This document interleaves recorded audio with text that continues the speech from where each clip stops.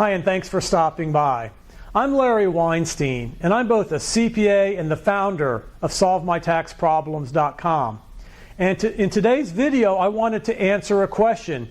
Do I have an obligation to file for a CDP hearing, a collection due process hearing, when I have received the final notice of intent to levy from the IRS? And the answer is quite simply no. You do not have an obligation to file for a collection due process hearing, to request a collection due process hearing, also known as a CDP hearing. You do not have an obligation to request a CDP hearing. However, in most instances, but not in all instances, it's to your benefit to file for a collection due process hearing.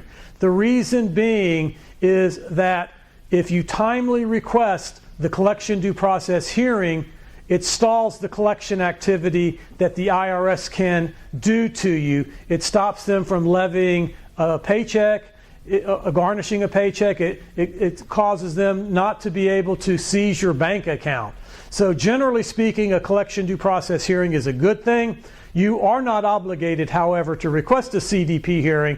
There's probably one instance that comes to mind when it's not a good idea to request a collection due process hearing, and that would be the situation where the tax year involved is like 9 3/4 years old, and there's a 10-year statute of limitations.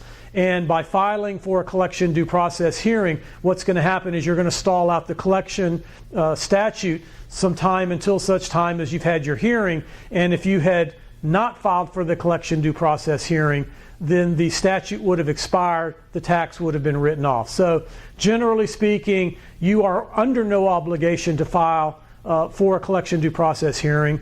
It's not an obligation. However, it is a right that's available to you, but you always must be careful when you file for the collection due process hearing, because it might be a bad thing if the tax is very old, the tax assessment is very old, and it's getting ready to expire due to the 10-year statute of limitations.